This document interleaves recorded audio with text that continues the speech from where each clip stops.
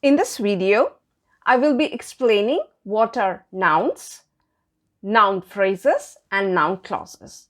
I will also be explaining about the types and functions of nouns, noun phrases and noun clauses with examples that will help to clear your doubts on the topic. If you have any queries, you can ask me in the comment section.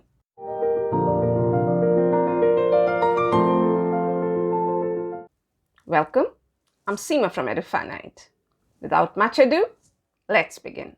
What is a noun? Now, you might be thinking this we have been doing right from our junior classes. What is there new to know about it? Well, there's nothing new to know about it. We'll just recapitulate a little bit what is a noun and its functions, because we are going to learn about noun phrases and noun clauses because they both function like a noun. So let's know the basic functions of a noun and then proceed. Okay, now what is a noun? Well, a noun is a part of speech and it names or identifies anything that we can see, hear, smell, taste, touch or think about. Like person. Under the person category, anything. It can be a boy, people, or a proper name like Ron or whatever it is. That's the person. And in animal category, everything from pet to wild animals like dog, tiger, anything, or any birds, anything. Well, place under this category, it's market, city, country, India, any river, ocean like Indian Ocean, India, whatever be country's name or as country, common noun, proper noun, everything falls under this category too. Under thing, we have anything like table, sugar, wood, anything, any non-living thing. Or idea, that means like happiness, gratitude, any type of idea that comes to our head. Okay, this is all about noun. Now, let's look into the functions of a noun. First is, noun functions like the subject of a verb. For example, look at this sentence. Children are very curious in nature. So in this sentence, children is this noun and it is the subject of the verb are. Well, all the nouns are in red and the verbs are in blue. So that way you can easily understand what is what. Now the first function, as I told you, noun functions as a subject of a verb. Okay. Now the next function is as the object of a verb. So in this sentence, she writes poems. Here the verb is writes and its object is poems, and poems is a noun. So this is how the noun functions as the object of a verb. Okay, the next function is complement of a verb. Well, what is complement of a verb? Noun functions as a complement of a verb when it comes after the linking verb or state of being verb, and it does not receive any action from these verbs. So these verbs are not action verbs actually. So some of these verbs are like is, am, are, have, being, be, seem, taste, appoint, become, feel, smell, sound, appear, etc. So these type of verbs which are not action verbs. So when we use these verbs and noun is an object of these verbs, then we say that the noun is a complement of the verb. Okay, so over here, Ravi is a musician. So here is the verb and musician is the complement of the verb is, because is a linking verb. It does not convey any action. For that reason, musician is the complement of the verb is. The next one is object of a preposition. So let's look into the sentence, then we'll understand it. Let us play with Sally. So over here, with is the preposition and Sally is the object of this preposition with. So this is how noun functions as the object of preposition. Well, the next function is in apposition to another noun. That means what? There is a noun already in the sentence and we use another noun, to modify or to add some extra meaning to the existing noun. So over here in this sentence, Professor Pallav Das has retired. So professor is the noun, and to enhance it, which professor? We have included the name Pallav Das. So Pallav Das is in apposition to noun professor. So these are some of the functions of a noun, and on this basis we will be analyzing noun phrases and noun clauses. So let's move on. Now, what is a noun phrase? A noun phrase is usually a group of 2 or more words headed by a noun or a pronoun that includes either. So what is happening? You'll have a group of words. Minimum it has to be 2 words, and one will be of course a noun, and the other word that is included in the noun phrase are as, it can be either of it. It can be determiners like these dresses are very expensive. So in this sentence, determiners is these and noun is dresses. So these dresses is the noun phrase and obviously are is the verb. So these dresses are very expensive. Next we have quantifiers. Okay. She has written a lot of novels. So here the noun phrase is a lot of novels. A lot of is telling us about the quantity. A lot of means quite a huge number. So a lot of novels, or a lot of is the quantifier which is attached to noun, and these words together make the noun phrase. Okay, the next is numbers. Sometimes we include numbers along with the noun to form the noun phrase. Like Raj has 2 sisters. So 2 sisters is the noun phrase and 2 of course is the number telling us about how many sisters Raj has. Okay. The next one is adjectives. We sometimes attach adjectives to nouns to make it a noun phrase. For example, they have a fabulous garden. So garden is the noun and fabulous is the adjective, and fabulous garden is the noun phrase. In the above noun phrases, the words, that means determiners, quantifiers, numbers and adjectives placed before the nouns are called pre-modifiers. So these are called pre-modifiers. Why? Because they are placed before the nouns. Each of them you see have been placed before the nouns. So these determiners, quantifiers, numbers and adjectives are pre-modifiers because they modify the noun and they are placed before the noun. So they are pre-modifiers. Okay, the next lot. And of course, we should know the order. Suppose we have a long sentence including all these modifiers. Then in what order do we write it? So determiners and quantifiers come first. The sentence starts with them, like over here, these dresses, as I had said. So it comes first. Then we have the numbers. And then we have the adjective. Then we place the noun. So this is the order. So let's look into a sentence to understand it. Okay, the sentence is, these 6 blue pens are mine. So these, that's the determiner, 6 numbers. We don't have a quantifier over here, so we have included the number. Blue is the adjective and pens of course is the noun. So these 6 blue pens is the noun phrase. Okay. Next we move on to post modifiers.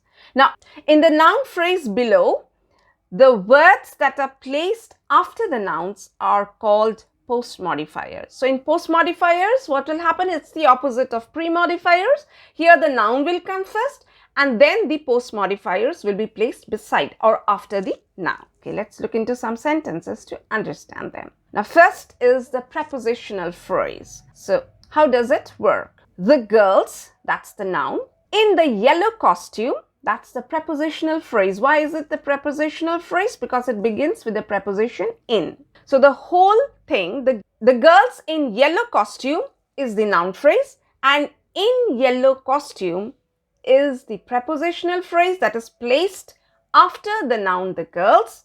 So what is this? This is the post modifier placed after the noun. Okay, the next one is ing phrase.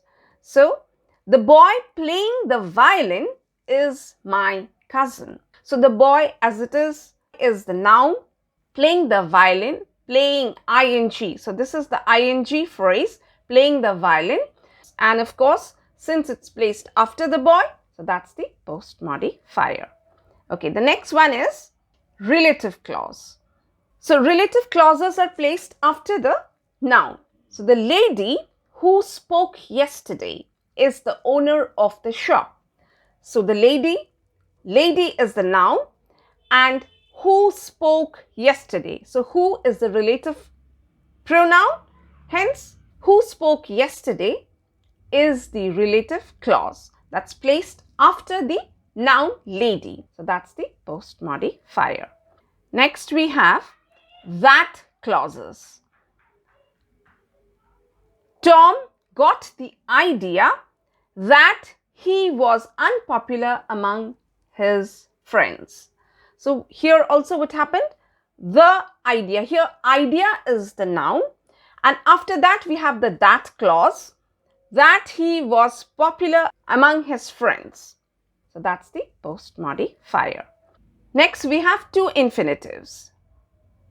I have got a story to share. Here again a story is the noun, and the infinitive is to share. So the whole thing is a story to share is the noun phrase, and to share is of course placed after the noun story, hence it's the post modifier. Okay, sometimes in a sentence we can use more than one post modifier. So let's look into that sentence. The man with a gun who tried to rob my cousin was caught by the security. So here what do we see? The man, that means man over here is the noun, with a gun, that is what? That is again prepositional phrase. Who tried to rob my cousin is the relative clause. Over here we see that more than one post modifier has been used in this sentence. The man with a gun who tried to rob my cousin was caught by the security. Now we look into the functions of noun phrase. Okay, the main functions of a noun phrase. Well, when the phrase acts as a noun, then it becomes the noun phrase. So we've already done how a noun functions, and that's what we are going to see over here. So as a subject of a verb, some young children are very curious in nature. Some young children. This is the noun phrase. And what is it doing? It is placed before the verb are. It is the subject of the verb are. Over here, some, determiner, young is the adjective, children is the noun. So it's headed by a noun. So some young children is the noun phrase that functions as a subject of the verb are. Okay, the next function is object of a verb. So let's look into the sentence. She writes beautiful poems. Now in this sentence, writes is a verb and beautiful poems is a noun phrase. Beautiful being adjective and poems is the noun. So here beautiful poems is the object of the verb writes. Okay, next we have complement of a verb. So complement of a verb, as I already have said while doing nouns, that it is a verb, it's a linking verb which is not an action verb. So when a linking verb takes an object, because that's not the action that's being done, so we tell that as the complement of a verb. For example, Ravi Shankar is a legendary musician. Now in this sentence, is the linking verb. Since this is not an action verb, so a legendary musician, which is the noun phrase, is a complement of the verb. Next we have object of a preposition. So the next function of the noun phrase is as the object of a preposition. So let's look into the sentence. Let us play with those girls. So over here, with is the preposition, and those girls, girls being the noun and those is the determiners. So those girls is a noun phrase which is the object of preposition with. Next we have in apposition to another noun. So in this sentence, Pallav Das, the famous professor, has retired. So the famous professor is in apposition to the noun Pallav Das. And what is apposition? As I told you, a noun is already present in the sentence and you add another noun phrase to tell something more about that particular noun. So here Pallav Das is the name about which we are giving a little bit more information through this noun the famous professor. That means Pallav Das, who is a famous professor, has retired. Okay. Next we move on to noun clause. Now what is a noun clause? Now a noun clause, you know, clause will have a subject and a finite verb. So noun clause must have a subject and a finite verb and is a dependent clause. What is a dependent clause? That means it will not be able to convey the full meaning by itself or on its own, and it functions as a noun within a sentence. So that's the main important thing, that a noun clause, what will it do? It will behave like a noun in the sentence, or it will function. How does it behave? It will act like a noun in that sentence. Like it will perform the functions of a noun. Okay. Now the next one is noun clause. Since that's a dependent clause, that means it will not be able to convey the meaning on its own. So definitely it will need an independent clause to convey its full meaning. So with a noun clause, we'll always have an independent clause. Okay. The next one is it begins with a relative pronoun, that, which, who, whom, whose, what, or with a indefinite relative pronoun, whoever, whomever, whatever, whenever, whichever, whether, or a subordinating conjunction, how, if, since, as, when, whenever, although, while, after, before, until, because. So these are all the words that a noun clause usually begins with. Either a relative pronoun or an indefinite relative pronoun or a subordinating conjunction. And of course, it will function as a noun. For example, let's look into an example to understand it a little better with WH words. Whoever did it will face the consequences. So here, whoever did it is the noun clause, and it begins with what? As I told you, with the WH word. Whoever, that's the indefinite relative pronoun. Okay. Next sentence. Ravi cannot remember what he dreamt last night. So again, this is beginning with the WH word. That means what. So that's the relative pronoun. Next we have, do you remember how we met first? So again, this is beginning with how, which is a questioning word. So we see that noun clauses, one of the criteria of noun clauses, it will begin with a questioning word. But it's not a question, that's a noun clause. So that's the difference. WH word, that is. Okay. Now, it also begins with that. So let's look into those sentences. They told us that they would be late. So this is how the noun clause looks like when it begins with that. They told us that they would be late. Now, they told us is the independent clause, and that they would be late is the subordinate clause or the dependent clause, as you say, because if we just say that they would be late, we will not be able to get the complete idea. But if we attach it to that independent clause, they told us, then it gives the whole idea. They told us that they will be late. Okay. So as the clause, you can see, since this is a clause, what will happen? It will have a subject here and it will have a verb. So that they, here they is the subject, would be is the verb, and of course, this is the noun clause. Now, the next one is Priya's problem was that she did not listen to anyone. So again over here, that she did not listen to anyone doesn't make sense. We have to attach it to Priya's problem was that she did not listen to anyone. The next one is I can understand that you are getting bored. So that you are getting bored, as it is, you can see it does not give the complete sense. So we have to attach it to I can understand, then you get the whole idea. I can understand that you are getting bored. So that you are getting bored is the noun clause that begins with that. Now, when it begins with if or whether, how do the sentences look like? Whether he is coming today is still uncertain. So here, this is this dependent clause, whether he is coming today. So if we just say that much, it will not make sense. But is still uncertain, as soon as we attach this, what happens? It gives us the complete sense. So here, he is coming today, we attach whether to it, and this becomes the noun clause. Next, I cannot understand whether I should leave or not. I should leave or not, we attach whether to it and it becomes a noun clause.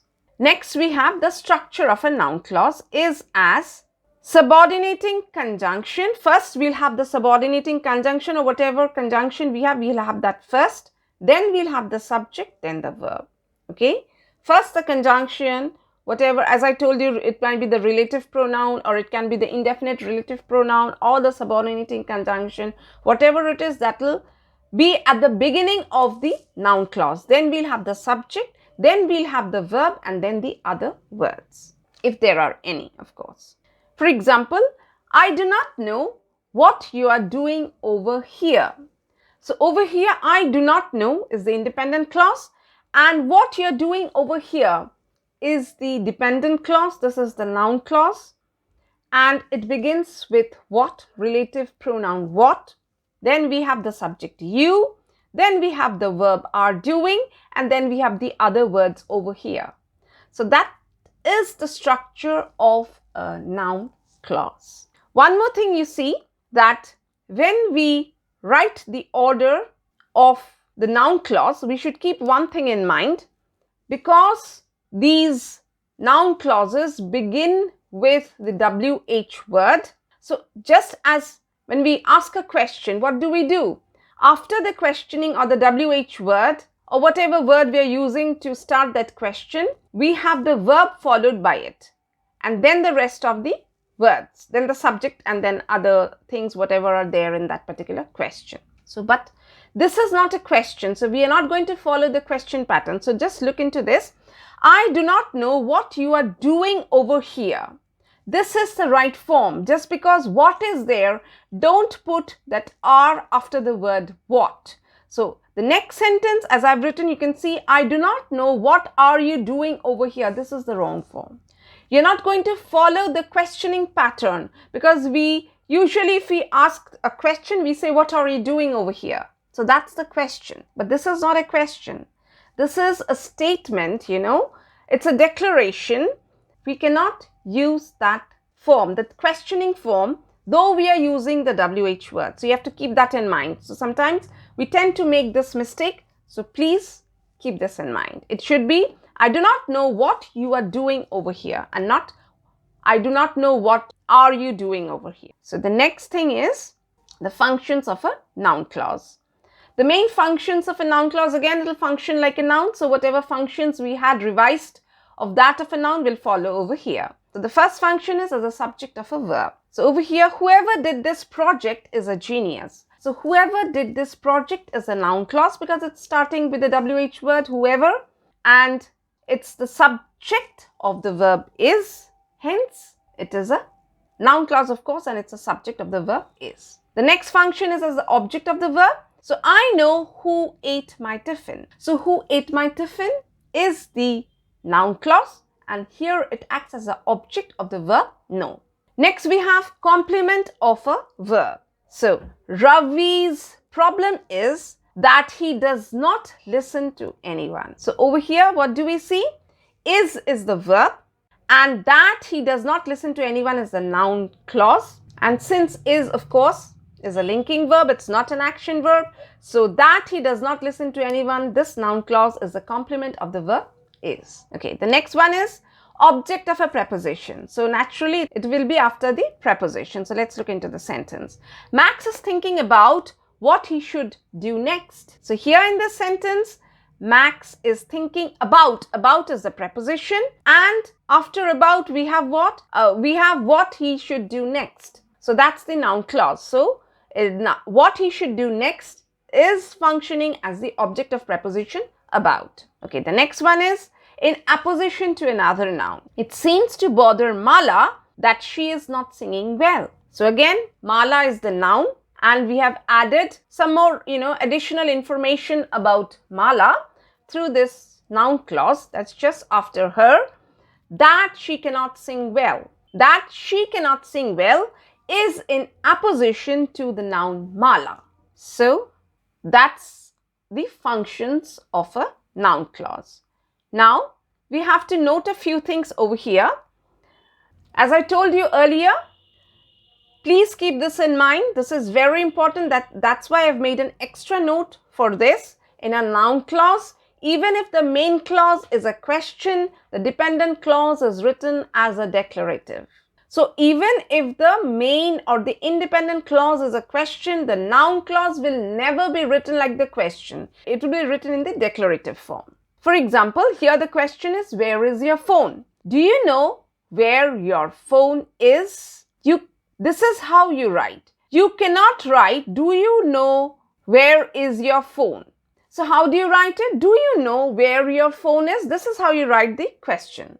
You cannot write, because you see, whenever we question where is your phone, we do not say where your phone is. We say where is your phone. But when the main or the independent clause is a question, so then we write it in this form, where your phone is. The is at the last. Next is choose whoever or whomever correctly as required by the subordinate clause. So here sometimes we get confused and we misplace these two words and we use it wrongly. Whoever ate my tiffin needs to own up. So look at the sentence. We cannot say whomever ate my tiffin needs to own up. Okay. So it has to be whoever, because we are trying to pinpoint to a person. We are not naming someone. We are just trying to say whoever ate my tiffin needs to own up. Okay. The next one is whomever you pushed accidentally deserves an apology. So over here, what do we see? We do not use whoever you pushed accidentally deserves an apology. That's wrong. It's whomever. So when you use it as a subject of the verb in that particular subordinate clause, for example, here ate, in the first sentence ate. Ate is the verb and whoever is the subject. Okay. So when you are using it as a subject, remember to use whoever, subject of the verb in the subordinate clause. When you have to place whoever or whomever, if you have a confusion, if you see verb next to it, place whoever. And if you have a pronoun like over here, you, before the verb in the subordinate clause, pushed, here the verb is pushed and you have you before it, that's a pronoun. So when you have a situation like this, then you are not using that particular word as a subject of the verb. So here you will use whomever. Whomever you pushed accidentally deserves an apology. Now I would like to say one more thing over here. When you use a noun clause, how do you understand whether that's a noun clause or not? So what you do is you ask the question what or who.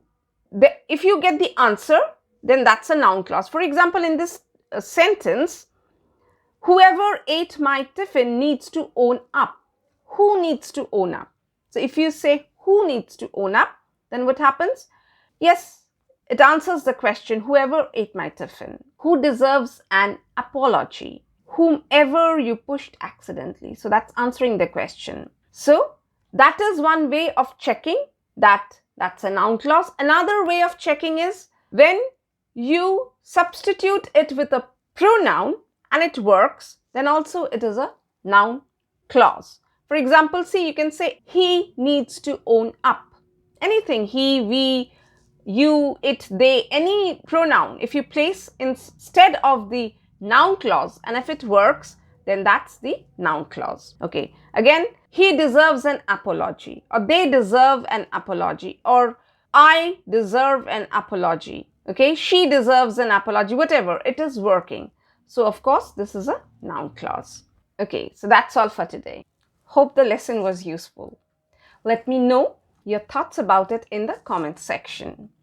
I'll be back with a new lesson very soon. Till then, take care, stay safe, and be happy.